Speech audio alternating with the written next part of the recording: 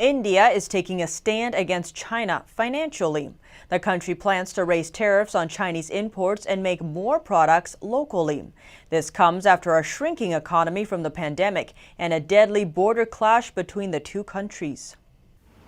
India is planning to raise tariffs and impose strict inspection measures on Chinese imports. The Indian Standards Department will toughen quality control for nearly 400 Chinese products. It wants to ensure goods that can be made locally aren't imported.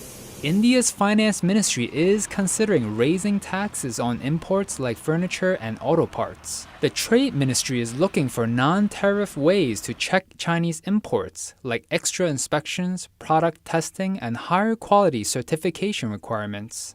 India is the world's largest democracy, and it's heavily dependent on other nations like China for raw materials and products. The problem was made obvious after India went on lockdown in late March and the country faced a shortage of personal protective equipment. The lockdown hurt, causing their first full-year economic decline in over 40 years. According to the International Monetary Fund, India had a projected GDP growth of 1.9% in April, but is now forecasting a 4.5% drop instead for the fiscal year through March 2021.